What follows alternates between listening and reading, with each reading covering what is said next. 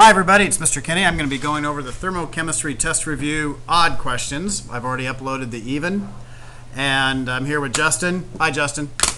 Okay, so we're going to go through this. I'm doing the odd questions. Number one, a piece of metal is heated and then submerged in cool water. What's going to happen to the temperature of the water? Well, the temperature of the water will go up. Hey Justin, would you shut that door for me? And the temperature of the metal is going to go down because it's cooling off. And the reason is that things go from, heat goes from where there's high heat to low heat. Okay, number three. Thank you, sir, just vacuuming the hallways, and it was kind of noisy. What is an endothermic reaction? Well, an endothermic reaction is when the system is gaining heat, whatever the system tends to be. So if the system is gaining heat, energy, they say that it's endothermic. And that's going to have a plus Q value. When you calculate the heat energy, if you get a plus value, that just means that it's endothermic, that energy is going into the system. So let's see here now. Number 6. Question says, how many joules are there in 127 calories? This is a conversion. And the conversion is, you just know that 1 calorie is 4.18 joules.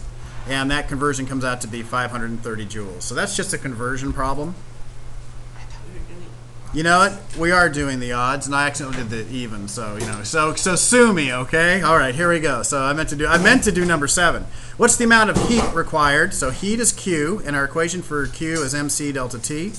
In the problem, M is 300 grams. The specific heat is 0.21 calories over grams degrees Celsius.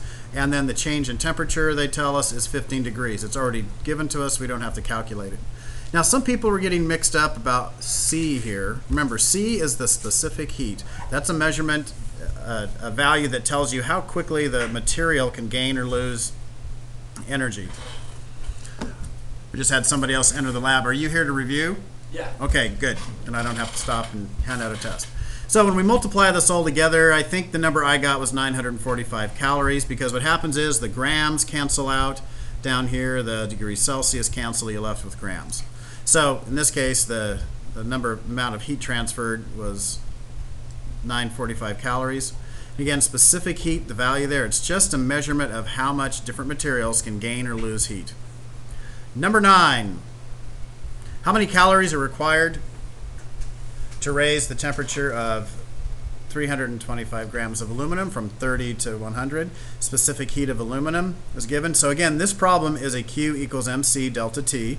And in the problem, we've got 325, we've got 0.21, we've got 70 degrees. Because now when you do calculate delta T, you need to start with the final temperature, which was 100, then you minus 30, and you get a plus 70. And I got 4,777.5 calories. If any of you in the audience there have a question on something, please go ahead and ask. Number 11, when 45 grams of a metal at this temperature are dropped into 100 grams of water, the metal absorbs this much heat, 956 joules of heat. The final temperature of the metal is 37 degrees. What is the specific heat? Now, specific heat in our equation is C, so Q equals MC delta T is our base equation. When we divide this equation to get C all by itself, we'll end up, I have it right over here. We'll have Q over M times delta T in the denominator. And so when we work that out, let's see, Q in the problem was 956 joules, and we had a 12-degree temperature change when I subtracted those. Let's see, 37 minus 25, unless I did my math wrong. And then I had, let's see, what was it, 45 grams was the mass. I didn't do the numbers yet. Let's see, 956 divided by 12 divided by 45. There you go. It's like almost 2. So you can be more specific. You can do your own numbers there. So for the temperature change, you do 37 minus 25? Temperature change, let's see. The final temperature is 37. So then that's what you're going to start with. The question was the question about clarifying how do we do delta T. The final temperature was 37, and we started at 25. So when you do 37 minus 25, we get 12. Number 13, during a phase change, what happens to the temperature of a substance? And we've been working with these graphs where we show that if this was ice, ice is getting warmer and warmer until the point that it melts, and there is no change in temperature here. And what's happening at this point is that the crystal structure, the solid in the ice, is being ripped apart and turned into a liquid. So all that energy that you're adding, because we're still adding energy here, it gets turned into breaking the solid down. Once all the solids are broken down, now that energy you're adding increases the temperature. Then when we get to the point where the liquid is turning into a gas, the temperature levels off so that there's no delta T, there's no change in temperature, because now the energy is being used to rip the liquid apart into a gas. And so you get these two regions, these flat regions, where there's no delta T because in this case the solid is being ripped apart into a liquid, and in this case here the liquid is being ripped apart into a gas. And that takes energy to do it, and the temperature won't change while that's happening. No temperature change. Say again? So there's no temperature change? During the phase change from in between there's going to be no temperature change. Okay, we're on number 15 here. How many little calories are in a food calorie? When we say little calorie, we write those with a little c. There are 1,000 little calories in one food calorie, which we designate with a capital C. And you could also say that 1,000 calories are a kilocalorie, written with a lowercase c. So the food that when you see how many calories in food, if they say you have 200 calories, they're actually talking kilocalories or food calories with a capital C. Number 17, define heat of fusion. Well, this is going to be the energy that's needed to freeze a liquid into a solid. And so this is going the opposite of what we talked about before when we had the solid melting into a liquid. It takes energy to take that liquid and now reconnect those structures together into a solid. And so that's the energy needed to rehook a liquid into a solid is called the heat of fusion. And my memory clue is fusion and freezing they both start with F's, so you can kind of remember that fusion is dealing with the melting freezing process, where heat of vaporization is usually pretty straightforward because it's the heat of a vapor forming, which was number 18 we went over before. Number 19, when calculating heat, Q, if Q is positive, what does it mean? Well, if Q is positive, that means that heat is gained by the system. It would feel cold to us if we're doing a chemical reaction because us out in the surroundings would have the heat taken away from us. It would feel cool. And since heat is being added to the system, it's going to be endothermic. Let's see, number 21. Now, again, on those problems, whether it's endothermic, exothermic, you've got to ask yourself, is heat going into the system? If it's going into the system, it's endothermic. If heat, in case with number 20, if heat is negative, that means heat is leaving the system. It would be an exothermic reaction, and we would feel it as being hot. The only place this sometimes doesn't make sense, sort of, is when we're talking phase change, because endothermic is when we're having like ice being formed because we're pulling energy out and it's causing it to freeze, and it kind of seems counterintuitive. I think we're on, guys, are we in number 21 now? Yeah. When using the equation Q equals mc delta T, Q represents heat, either in joules or in calories are the most commonly used ones. Number 23, when using the equation Q equals mc delta T represents change in temperature, and we tend to write that with this delta and a T, and it's just the final temperature minus the initial temperature.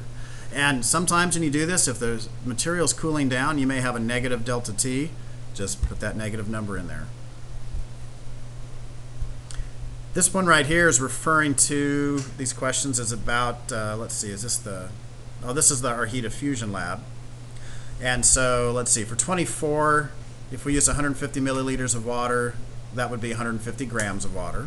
So we can use that to help us measure the delta T of the water, which we then applied to what would be the heat of fusion of the ice. Because in that lab we did the other day, we took an ice cube, put it in water, the ice cube melted. Well, what happened was the water got colder, and we could measure the delta T of the water. And then after that was done, we took that delta T, and then we could figure out what the mass of the ice cube was. And heat of fusion is going to be the mass times the amount of heat. We can figure out what heat of fusion was. Anyway, let me get back to the problem here. So we know we got 150 grams of water. How much heat was released by the water? So in this problem, we had 150 grams. The specific heat of water is 4.18 joules.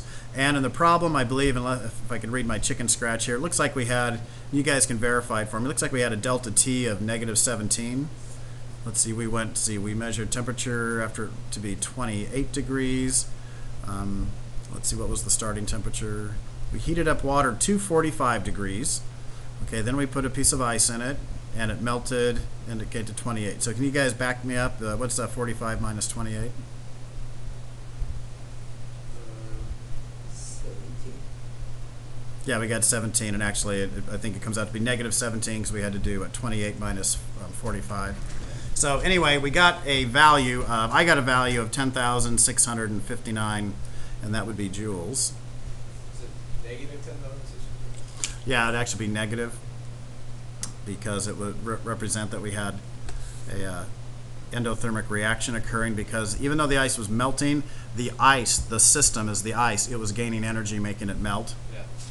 So, and you know, okay, the ice was gaining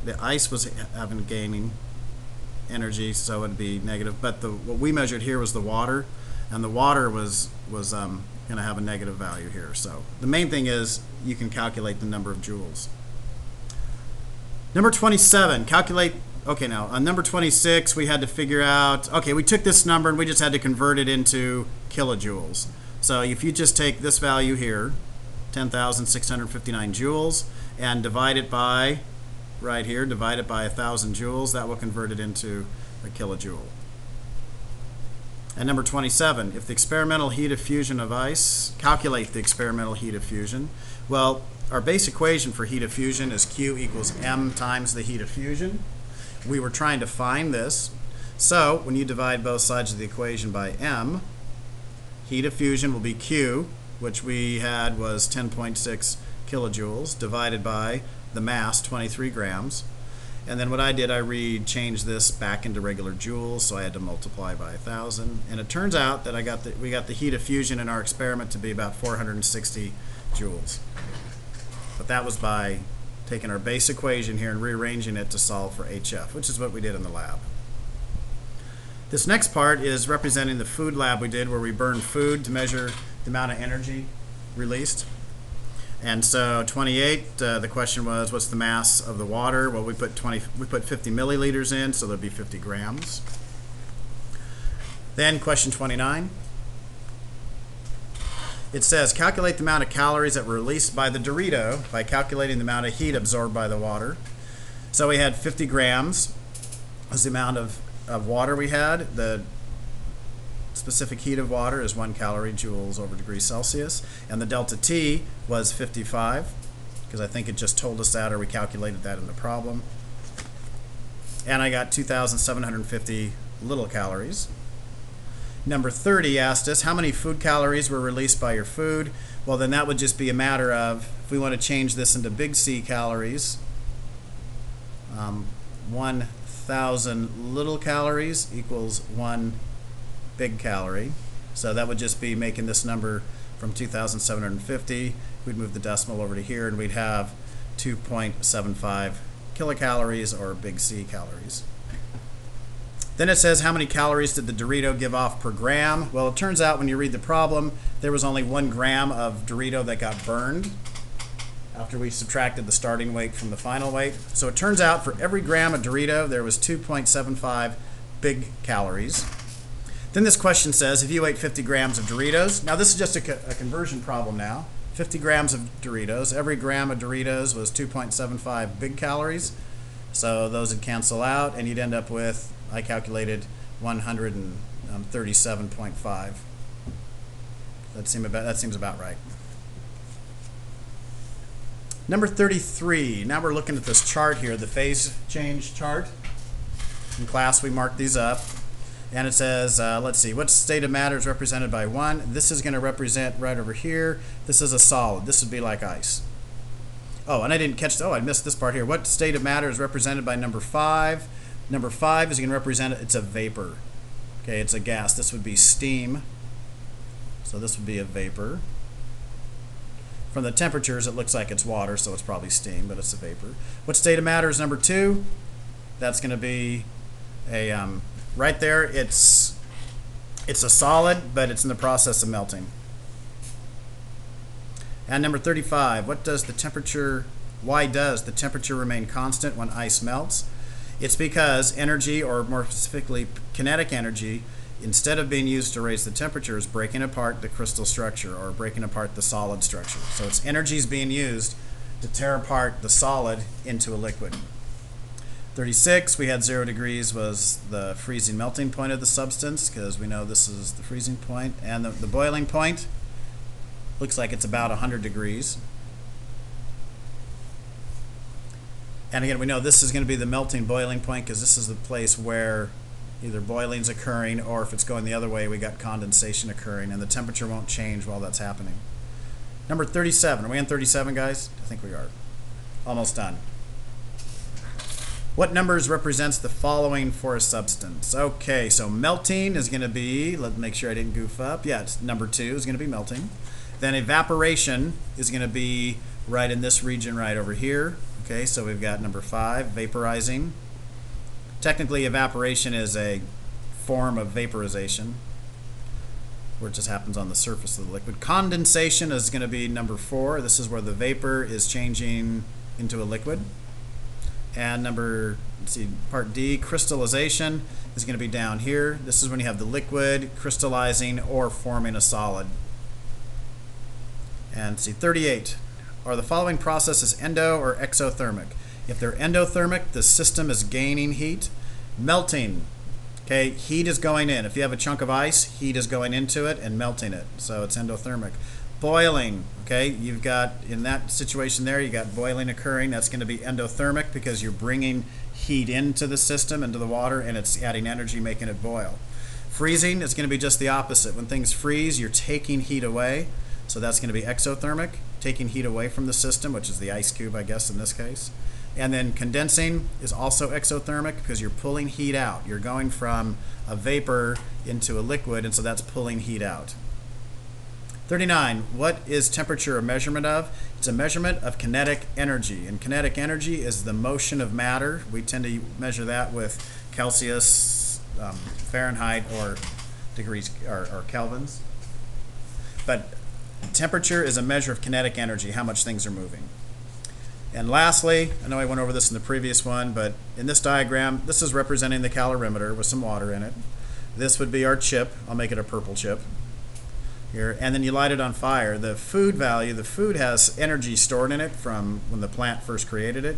The process of burning is releasing this potential energy, changing it into heat, making things move. And the calorimeter, the water in there, captured, hopefully almost all of it. We're always going to lose some because heat floats away, or maybe you get a gust of wind in the classroom and it blows the flame away. But the idea was that we were trying to transfer the potential energy stored in the chip into the kinetic energy in the water, which we could read as delta T, and then use that times the mass to figure out how many calories of energy it took to heat this up. And in theory, assuming we didn't lose too much, that's how many calories were in the original fuel. So with that, I'm going to say good night.